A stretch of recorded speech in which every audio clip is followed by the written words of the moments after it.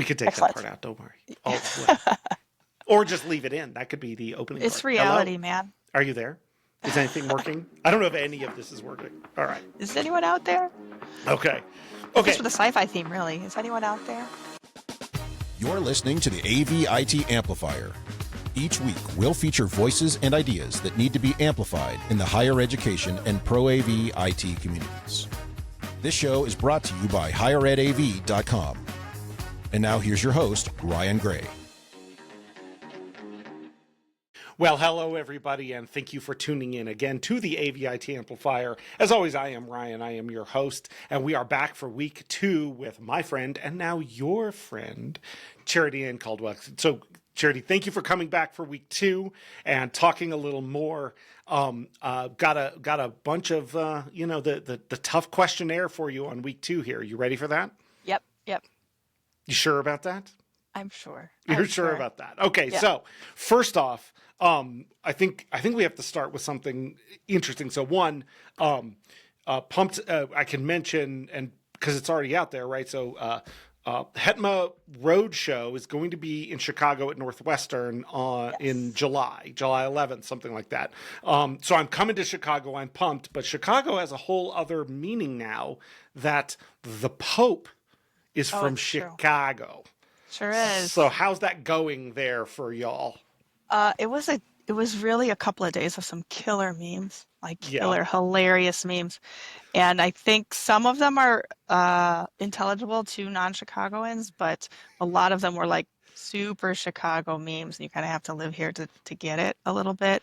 But Malort is a thing you shouldn't drink. Just saying, when you're here, don't have that. Okay. And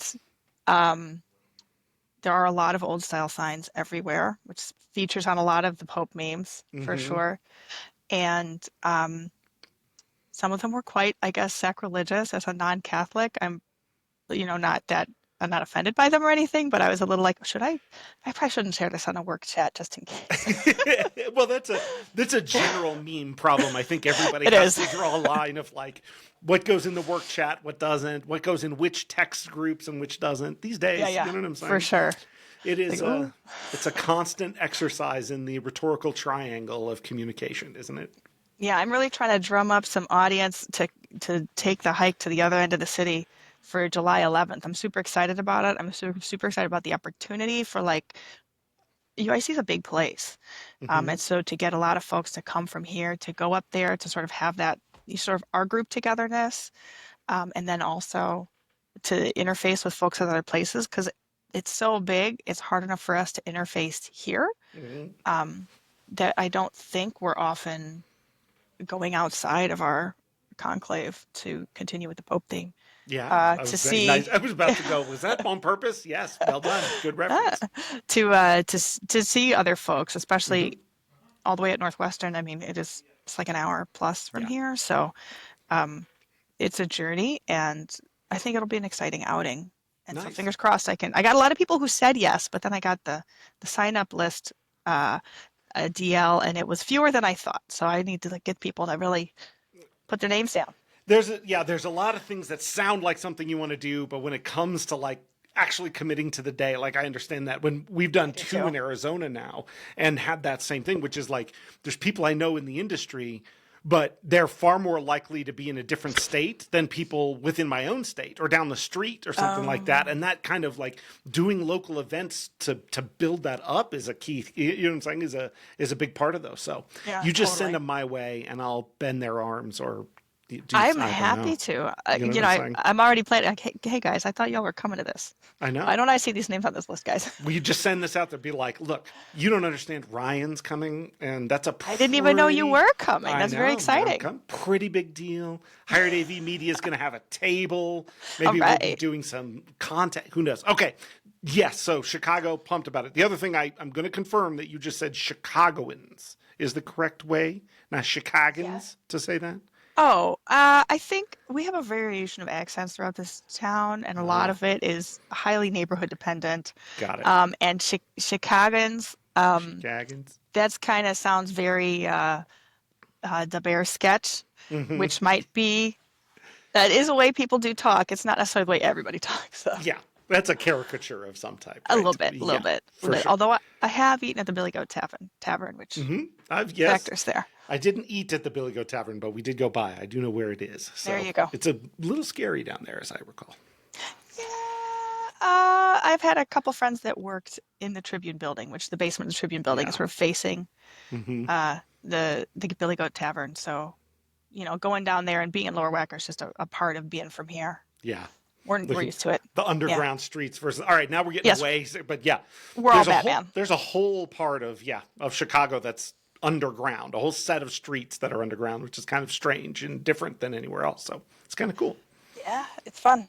Cool. All right. Well, we teased a little bit in the first episode that one of the things that you and I have in common is that we have both run for public office. Yes. And I have to ask you this question in the only way that I could actually know to phrase it, which is why in the world Having would been you through it. choose to actually run for a school board position?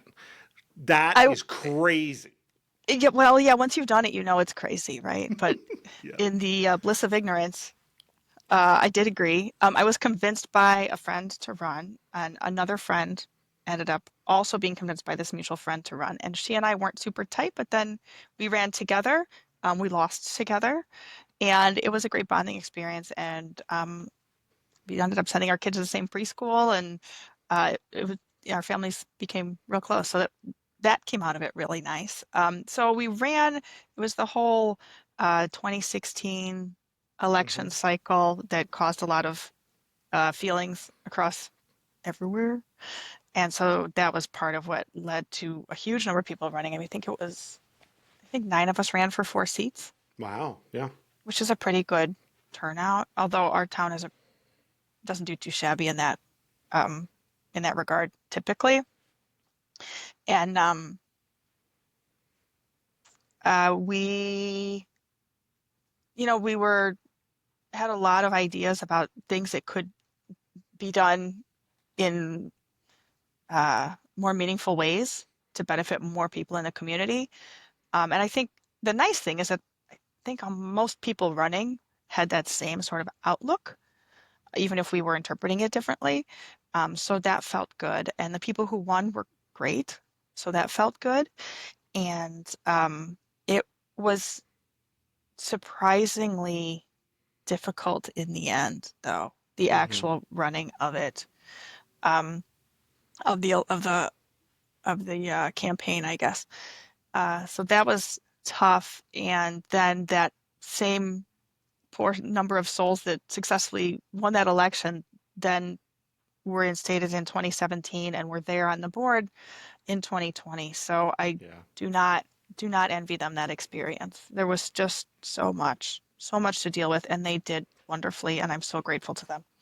Well, that's good to hear that. Like, even if you you didn't win, the people that did seem like you're still good or happy with that, which is and a couple of them awesome. are still serving.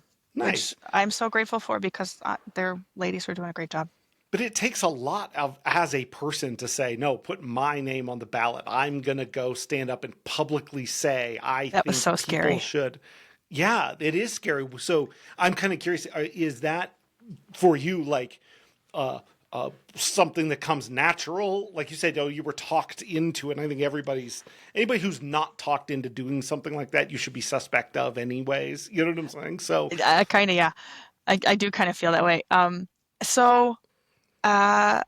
think a lot of it was that moment in time, I would say, and I think we're going to see that same thing this year as well. Yeah, I believe, as in the next cycle, and going forward for now, and it was sort of scary, but I've always been sort of involved in like the local conversations about a lot of topics that end up being addressed in part by the school board or touch the school board. And, I've been at school board meetings and talked with them and that kind of stuff.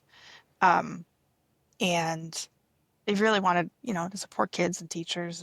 And also I had little kids at that time and I've got an 8th grader graduating tomorrow now. So my time in that school district isn't done yet, but I've only got 2 more years after tomorrow. After tomorrow, well, congratulations on that. That's as a parent, that's a whole other level of accomplishment to Yeah. eighth grade. That's what I'm saying, you're moving on up in that front. So The accomplishment is hers. She has done spectacularly, nice. and I cannot reproach any of the outcomes.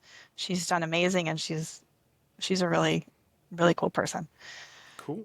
Well, not to say I love talking to people who've done some of that local politics because I have, but a little off topic for the audience here. But you know what I'm saying? It's a thing. So what?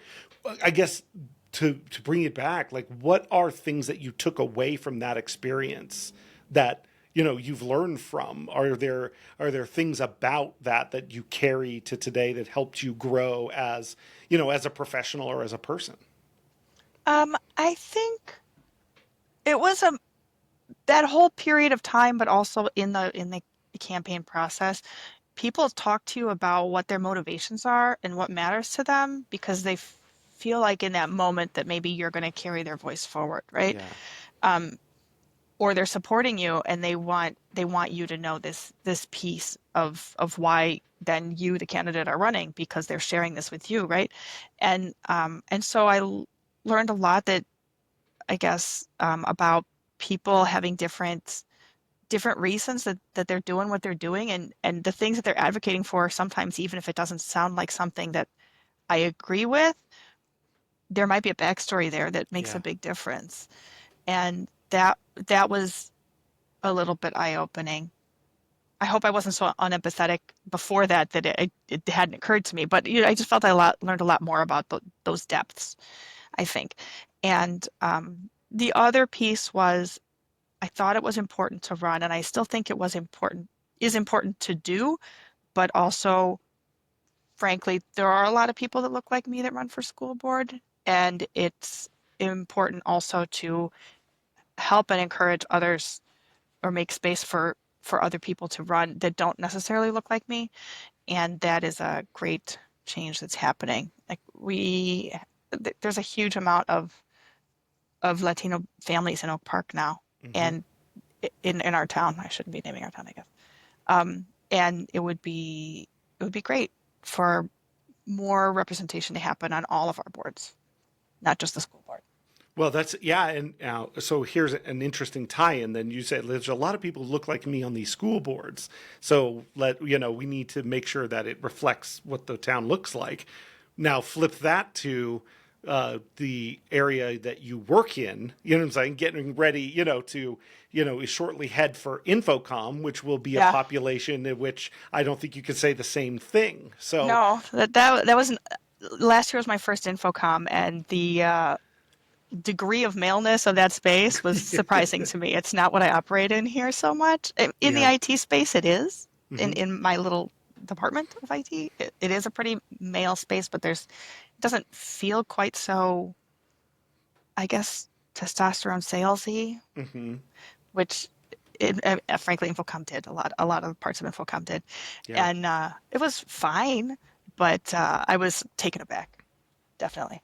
So all right, go. You're headed for InfoComm again. You Yes. had that experience, and this is like there's a lot of work being done to try and make change in what the AV industry looks like in the future, and that's been a topic of a lot of things, a lot of conversations and initiatives and things like that. But year after year, especially during COVID, it took a real hit. It's like the percentage of women in the AV industry dropped during that time, didn't increase during that time. Yeah. So, how do you look at a big trade show, to go to attend? What is all right? See how I asked like 6 questions because Yeah. I'm trying to think out No, I have thoughts already. Go ahead. I just like no. So our good friend Britt Yenser put it this way, because so she worked at a college for someone named Craig, and Craig's a good guy. She said, she went to her first InfoComm and walked in and went, "Oh my God, it's all a bunch of Craigs." So if you're headed to, you're working in a field, even if your local area maybe doesn't feel the same way, but the industry is like that with a whole bunch of Craigs. How do you, as someone who's kind of advancing in their career and like we talked about it, thinking a ton about, working with people, moving into management and things. How does that, I don't even know how to answer. What is it like for you to do it that I don't understand? I'll say, although I was taken aback, I had a very positive experience last year. My interactions were across the board good. There was no issue or anybody not being nice or anything. It was a great experience. I was just a little surprised because that's not, in higher ed, it's not a very heavily male space necessarily, depending on what level you're at and what departments you're in. It was surprising, but good. Yeah. And so fortunately, I don't work with any Craigs, but also no shade to the Craig being Craig's a mentioned very here good because dude. sounds I great. promise. Sounds Yeah. great. Yes. So I'm not throwing shade at Craig here. So just I know that going in, which I think will be helpful because I felt sort of like surprised some of the time. And sort of contrasting that, last week I was at a different conference, which was specifically for College of Medicine, higher ed, Mm-hmm. IT, which includes the AV space and instructional design and all kinds of stuff. And one of the opening plenary, I think, was a panel, or one of the opening events was this panel, and of like 5 like CIO types from across various industries that are all related to this College of Medicine type space. And I was watching the panel. It took like 10 minutes before I realized the entire panel was women. Mm-hmm. I hadn't even noticed. Nice. They were saying whatever and talking about important stuff and interesting stuff, and I was liking what they were saying. And then I was like, oh, wait a minute. It just like struck me. And I went up to one of them later in the week and I said, I hadn't even noticed. And she was sort of taken aback, I think. But then I told her, I said, I think that's a good thing that it struck me as normal. And I wonder, conversely, what the experience was for people who maybe look more like you, who were there. Did they notice immediately or have feelings about it or something? And it was sort of empowering that I didn't have to immediately take note of it Yeah. in a way. And that So was that's nice. what it's just like to be a guy all the time. You don't really have to take note of anything. I think so. Well, that's the whole normalization Yeah. of like the default whiteness or default maleness or default straightness or right, the predominant Mm-hmm. cultural norm, and then everybody else has to find their space in it. And it was nice in that moment to feel that I had a space in it. Yeah. I guess. One of the things I've done a couple, I don't know, maybe 5 of these now is events with a group called RTM, and they're CIO designed. So they're for higher ed CIOs, and what's really cool is that population doesn't feel like, I'm saying, how the industries feel like. It is a far more diverse group, especially in higher education. And I work at a place, our president is a female. We have 2 female vice presidents. The chair of our board is a woman. Like, it's very normal. It's far more normal in higher ed, I think, to have that is interesting for when higher ed people, then you go to an industry event and, it looks very different in corporate settings or other things than it does in higher ed, which is kind of like, I think higher ed's a leader in this, and I think that's good. And it puts us in an interesting place to help and develop, a little more diversity in the more technical parts of AV and IT industry. So I don't know. That's my little soapbox on that. I like the soapbox. So then, to follow up on that, would you say then, if that first InfoComm was great, that the far and away the best experience of your first InfoComm was that show floor tour that you signed up for? Definitely. All Hands right. down. And Hands down. who was the host of that tour again? Who was that? We had a dashing gentleman in a cape. That's true. He was in a cape, and it was very good. Yeah, last year's Hetma theme was. I am going to do it. It was Viva Las Hetma, after the song Viva Las Vegas, because it was in Vegas, which drove me crazy, and I lost a vote on it because it doesn't matter. It's a singular plural problem. I'm from Arizona. We speak Spanish down here. Yeah. Viva la Hetma, not Las Hetma. And so I apologize for the grammatic incorrectness and still say that I was great on it. But yeah, I did have my. I don't know if I'm going to bring my Elvis cape this time. We'll have to see. But yeah, no. I feel like the Elvis cape would be welcome anywhere. Anywhere, yeah. The theme this year, Camp Hetma. So Yeah, I saw that. Everybody's gonna have their Is everybody sesh. bringing a pup tent or? Oh, there's all kind. I don't even know all that's been planned for this year. It's going to be crazy. I'm going in with as much surprise as anybody else. So I'm pumped about it. All right. So now you've distracted me from all my normal questions. You know what I'm saying? This is it's not fair. You should have to at least answer some of these, some of these things. So, okay, I'll pick off the list because Hit me. there are ones that I do like to ask people. So one of the ones that I've gotten some interesting answers on recently is like, if there was like a book or a movie of your life, what would it be called? What kind of story would it be? Like if they were going to fictionalize out the story of Charity, you know what I'm saying? How would you want to see that? How would you want to see that made?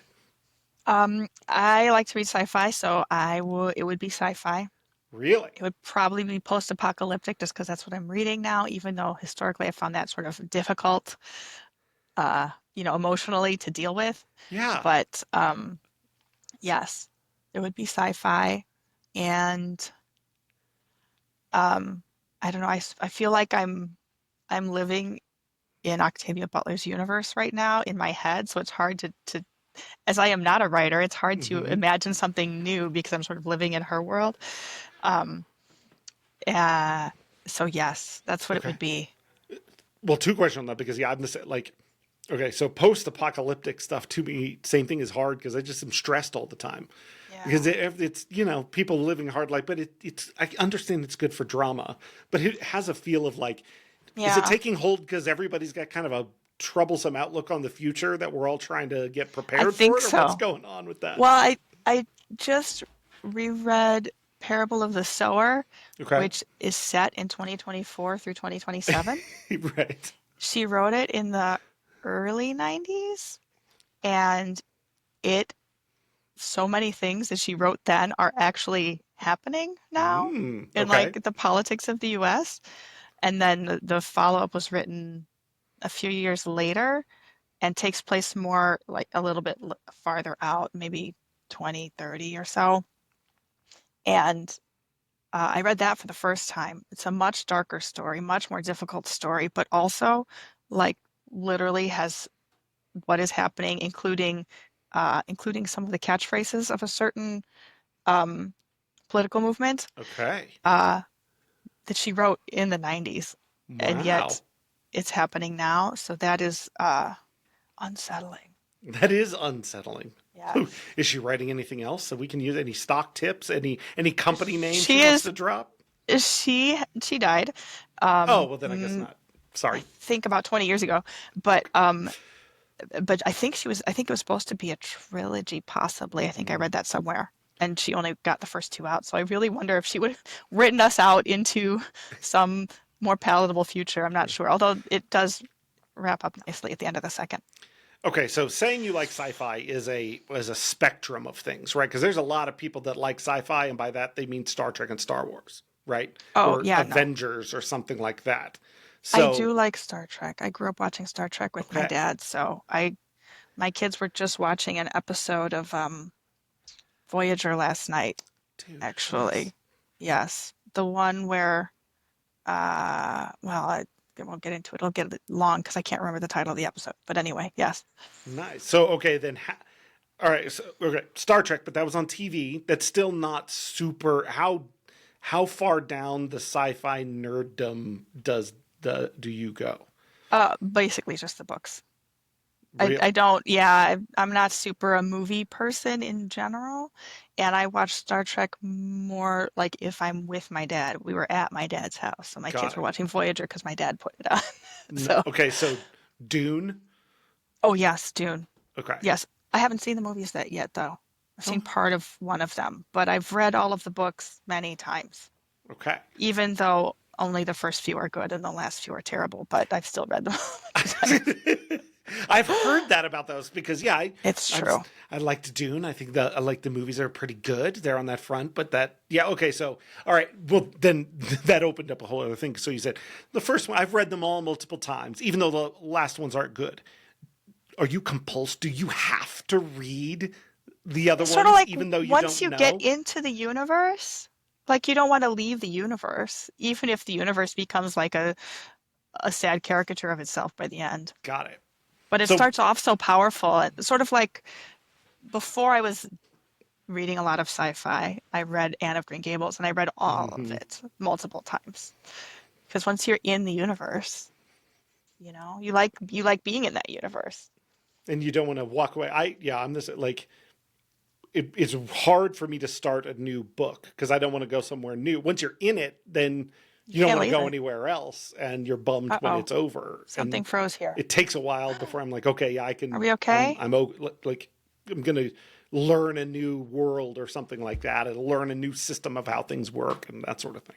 Do you find yourself dropping references on people at times and they don't know what they are? If you know what I'm saying?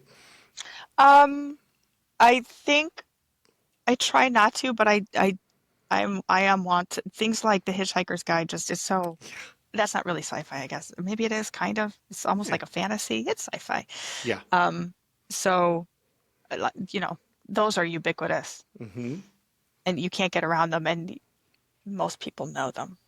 So There are that one ones. works well. And the interesting part about that one is there's people who know them, but they don't necessarily know where they come from, right? That's true too. They've 42 and moved into that level. a That's towel. true. There's even the title of one of the episodes of this show is So Long and Thanks for All the Fish. Ah, So, important. you know what I'm saying? It's very good. Yeah. But I think about that every once in a while when this is, all right, now we're getting esoteric. When you're like watching people work through something. Say a big work meeting. We work in higher ed. There's a lot of committees. There's a lot of Oh God. stuff that goes on, right? And I'm watching people have a conversation that I know they would have, right? But we have to go through the motions. This is this person's motivation, that person. And I'm watching them just play out the thing that like Yes. exactly as I thought The it was going to be. preordained. Yeah, Yes. exactly. Like they don't have Yes. any other choice. We know exactly what it's. Everyone in the room knows what everybody's going to say, and we could have skipped it. And then they go, "Oh, but I forgot." It's because the entire Earth is just a computer to figure out the answer to. Sorry. You can't skip that algorithm. Yeah, I can't remember space, time, and everything, right? Or The whatever. life, the meaning of the universe. Yes. Yeah, and everything, and the answer is Yeah. 42, and Yep. it's actually what the mice and the dolphins that are the ones that They are. knew. Yeah, They exactly. knew. So It just that happened this morning. Somebody said that the idea had floated through her brain, and I almost went into the reference about Genghis Khan and the horses in the beginning of that book, and I right. thought she's not gonna He's not in going to get IT. it. She's not gonna get it. I should move on. That's right. You got to be careful with those sci-fi Yeah. references every time, or you end up sounding like the crazy person. You know what I'm saying? So, Oh man, and then they know. yeah, exactly. You got to be careful who we share that That's stuff right. with. I get it. Okay. Well, shoot. All right, we're going to same last three questions for everybody Okay. on the show. Third to last question is, what is a question that you wish you would be asked, but nobody ever asks you? Uh,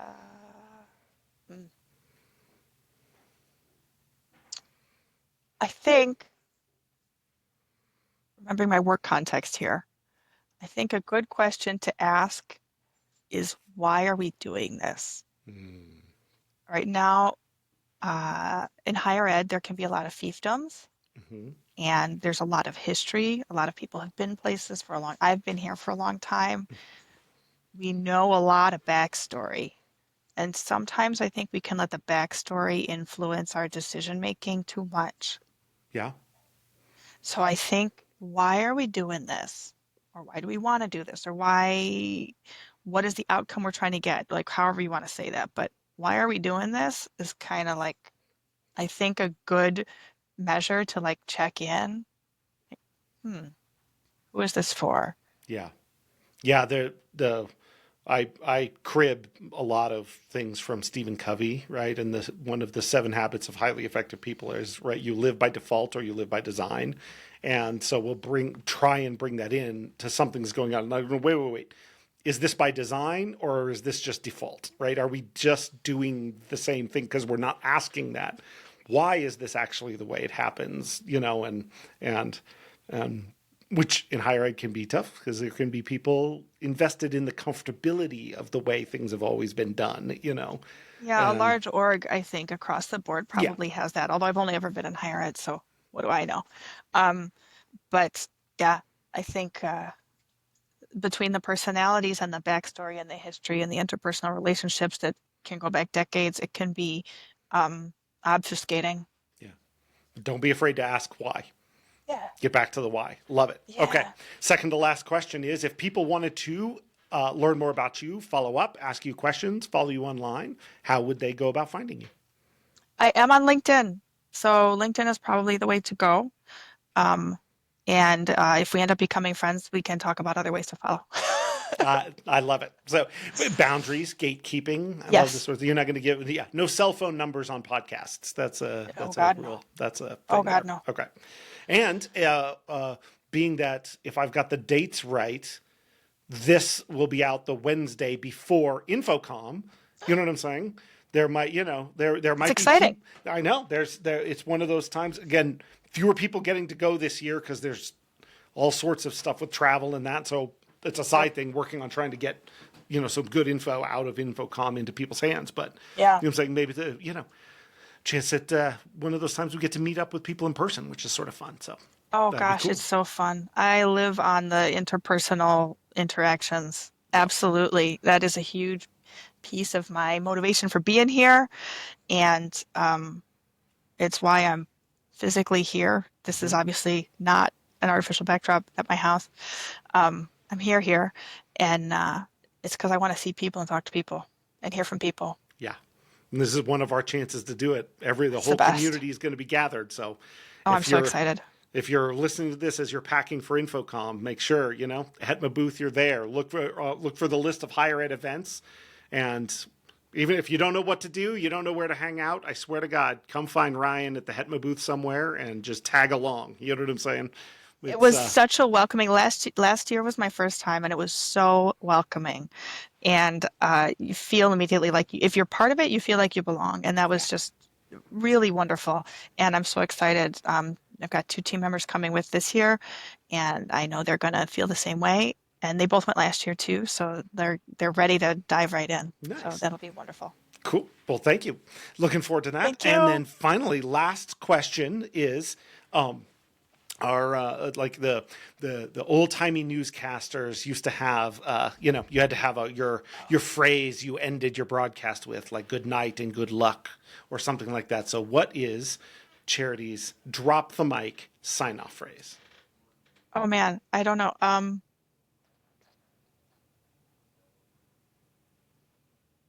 Oh, you're going to do great. Why? Because people have a lot of self-doubt trying to go in and do something and accomplish something, and they're not sure how to do it. You're going to do great. You can ask for help, but go ahead. Go do the thing. Go help people. You're going to do great. Thank you for listening to the AV-IT Amplifier. Join us again for next week's episode when we'll welcome a new guest who you'll want to hear from. We promise. Your host has been Ryan Gray. He's on the tweeters at Ryan_A_Gray, or find him on LinkedIn to connect. Please subscribe and give the show a rating and review wherever you get your podcasts. This show is brought to you by higheredav.com. The views expressed here are not necessarily those of our respective institutions, employers, or sponsors. Everyone hang in there, go easy, and we'll be back next week.